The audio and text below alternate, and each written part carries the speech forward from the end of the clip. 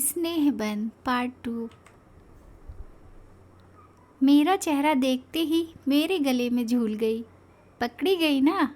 आप लोगों ने सोचा होगा चुप्पी लगा जाएंगे तो सस्ते में छूट जाएंगे। ऐसा नहीं होगा पापा जी। 3-4 कड़कते नोट तैयार रखिए। हम लोगों की नीयत आज अच्छी नहीं है। तुम्हें कैसे पता चला बेटे? हमें तो याद ही नहीं रहा था। इन्होंने गदगद होते हुए पूछा। लंच के समय ध्रुव की डायरी उलट पलट रही थी, तब नज़र पड़ी। उसकी तो ऐसी खबर ली है मैंने, इतनी इम्पोर्टेंट चीज़ भूल गया। ध्रुव है कहाँ? मैंने पूछा। शिव को लेने कॉलेज गया है। हमने तड़ी मारी है तो उसे पढ़ने थोड़े ही देंगे। आज तो हंगामा होगा। थोड़ी देर में वे दोनों भी आ गए। फिर तीनों ने मिलकर हम दोनों की आरती उतारी, पैर छुए और उपहार भी दिए। मेरे लिए प्योर सिल्क की साड़ी और पापा के लिए पुलोवर। उसी समय दोनों चीज़ों का उद्घाटन करना पड़ा। फिर अमेरिका से उपहार में मिले कैमरे से घर पर रंगीन तस्वीरें खींची गईं। फिर सब लोग फेमस स्टूडियो गए। वहाँ एक ग्रुप फ़ोटो के लिए मीता पारंपरिक बहू की वेशभूषा में सजी थी और मेरे पीछे खूब अच्छे से सिर ढककर खड़ी थी। सिर्फ बार बार उसे छेड़ रहा था। फर्स्ट शो हम दोनों ने अंगूर देखी। फिर ब्लू डायमंड में खाना खाया। क्वालिटी में आइसक्रीम और बनारसी पान वाले के यहाँ का पान खाकर लौटे तो रात के 11 बज रहे थे। बेतरह थक गई थी मैं, पर यह थकान भी कितनी मीठी थी। बाप रे, थक गई मैं तो। इन लोगों ने सचमुच एक हंगामा कर डाला। अब इतनी उछल कूद के लायक थोड़ी ही रह गए हैं हम। रात मैंने हंसते हुए कहा।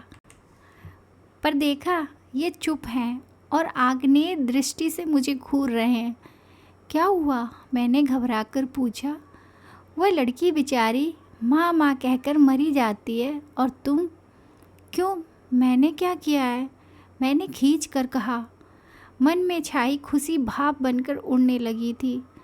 मुझसे क्या पूछती हो? अपने आप से पूछो कि तुमने क्या किया है। वह बेचारी बिना माँ की लड़की, बिना माँ की है तो मैं क्या करूँ? मैं एकदम फट पड़ी। शाम ममता का एक सोता फूट पड़ा था। अंतस में वह जमने लगा था।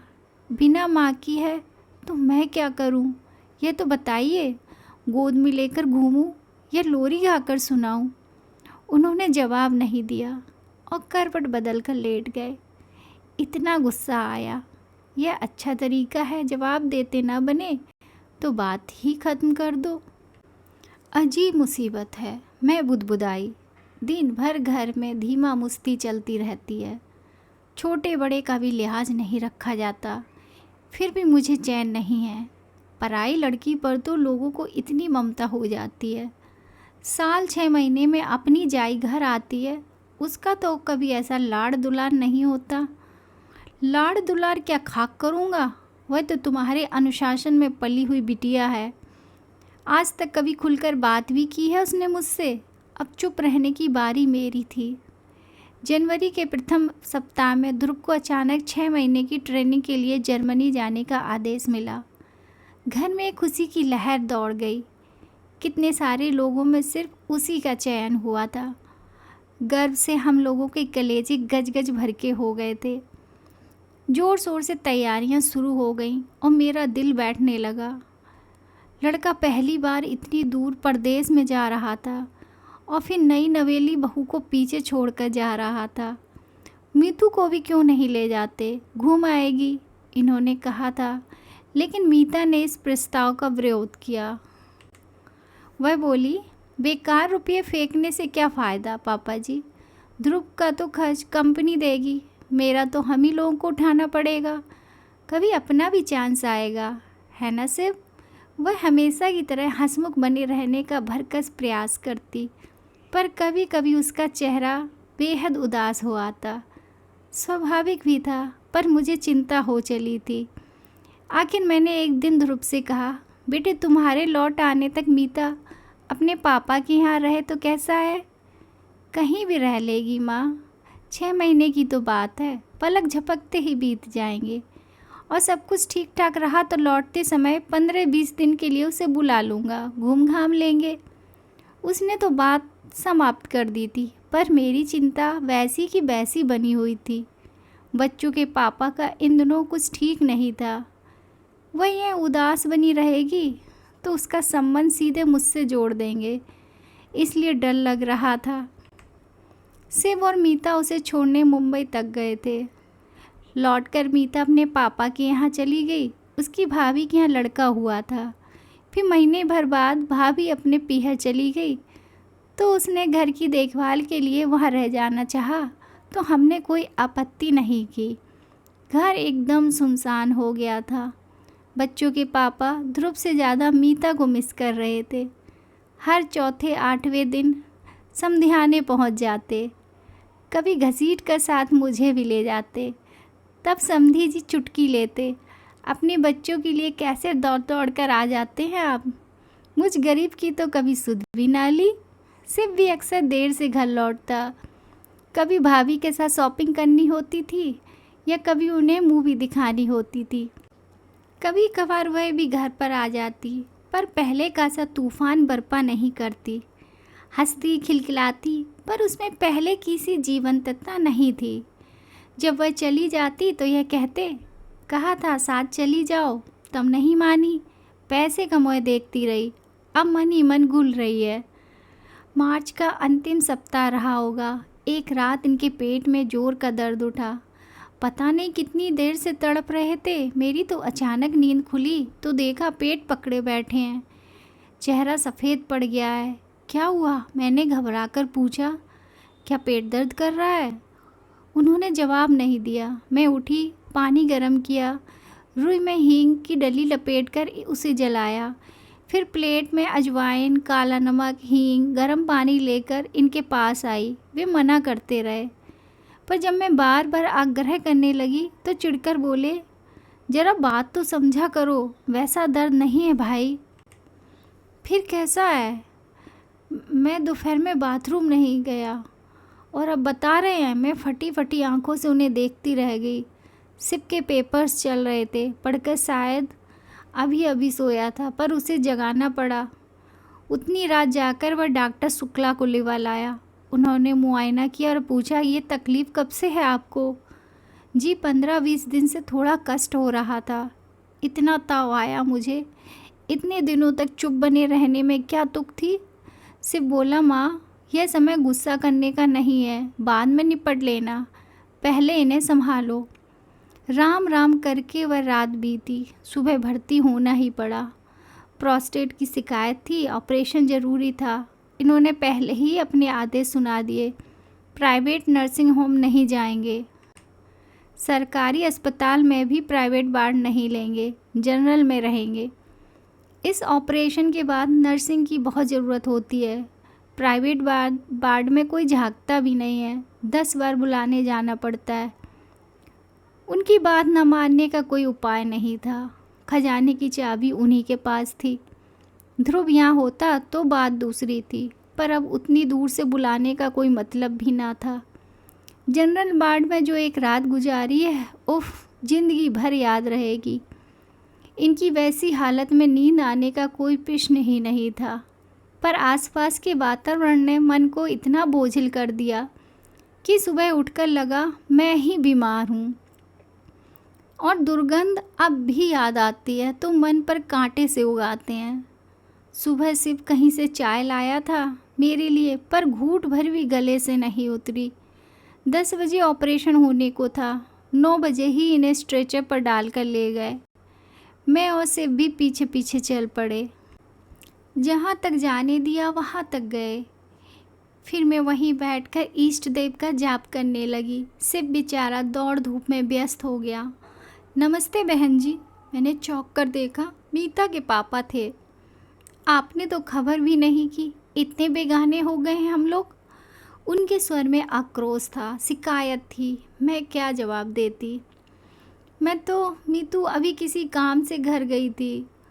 तब पड़ोस के मेहता साहब ने बताया, सब कुछ इतना अचानक हो गया। मैंने अपराधी स्वर में कहा। सिर्फ बेचारा एकदम अकेला पड़ गया था। सारी दौड़ भाग उसी के जिम्मे थी।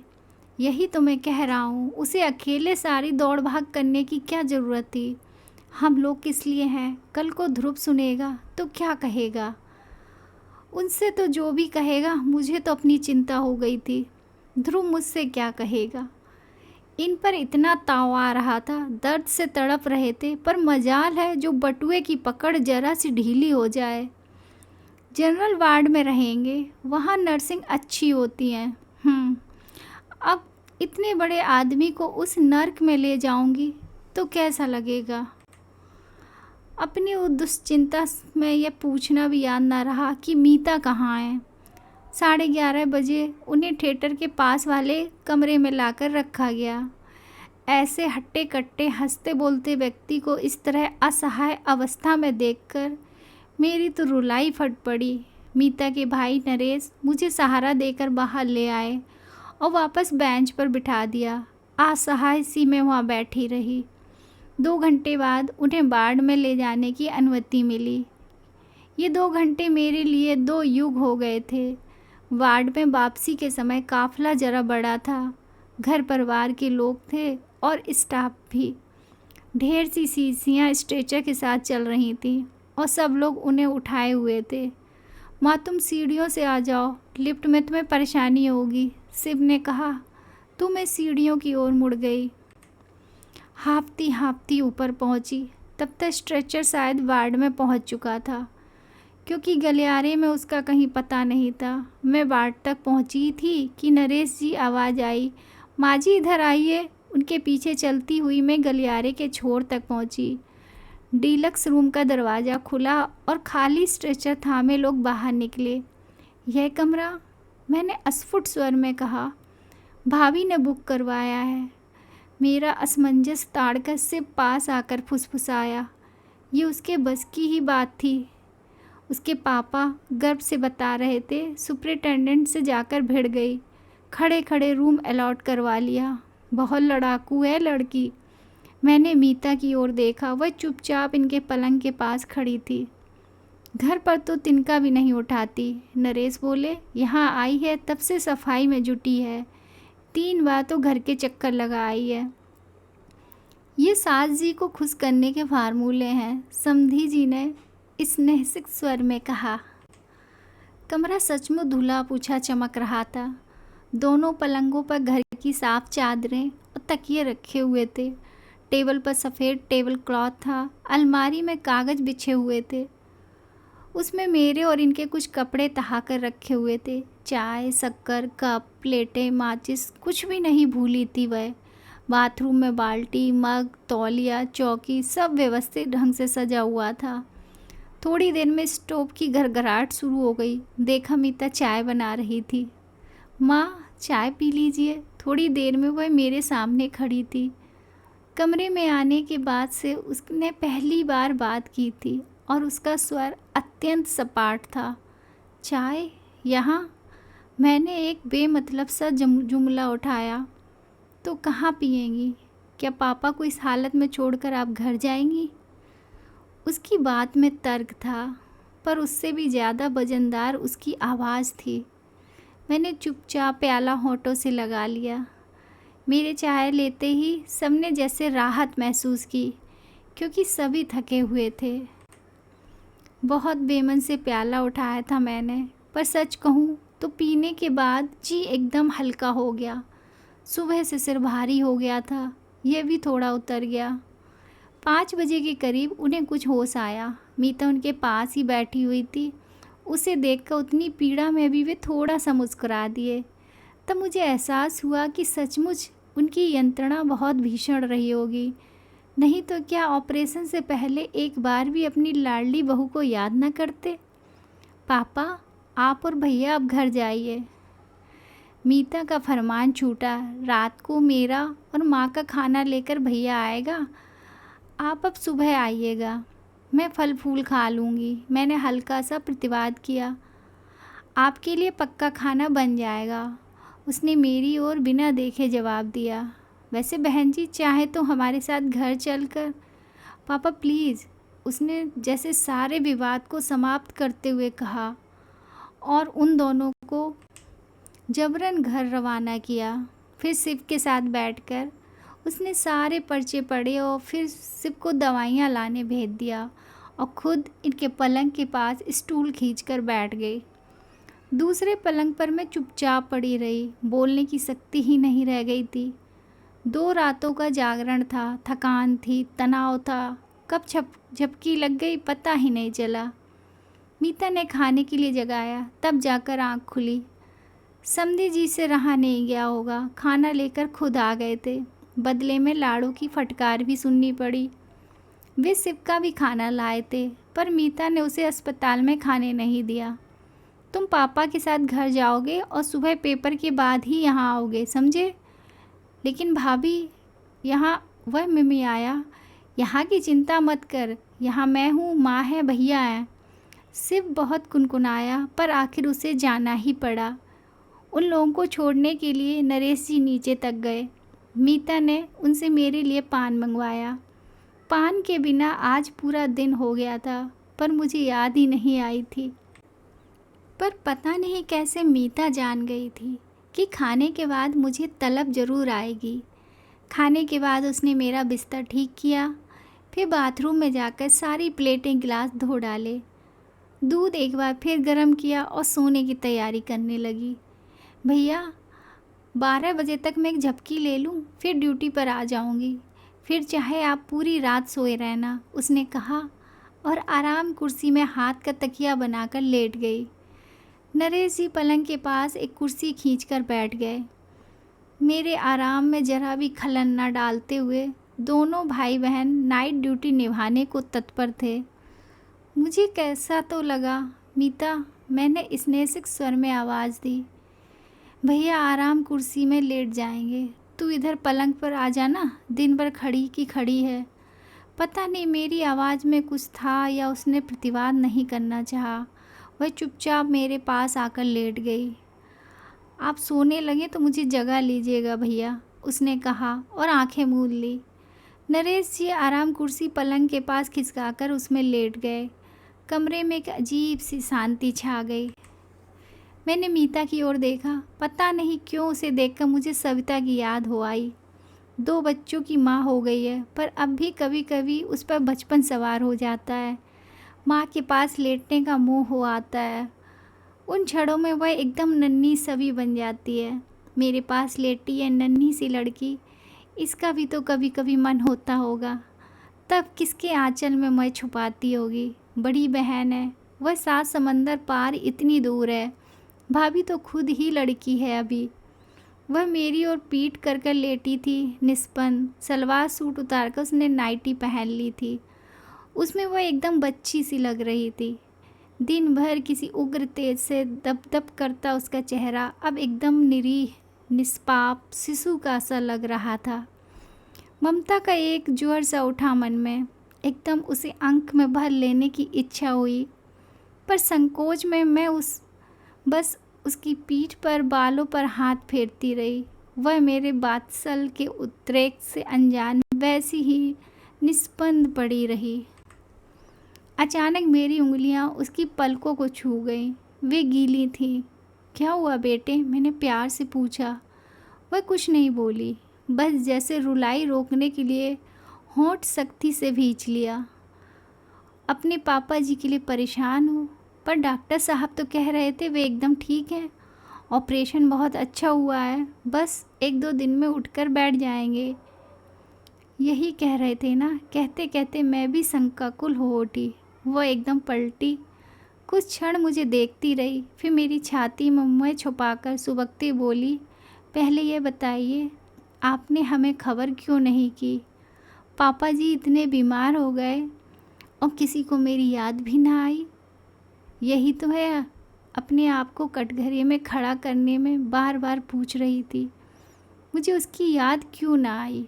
अपनी बिटिया को कैसे भूल गई थी मैं। Thank you.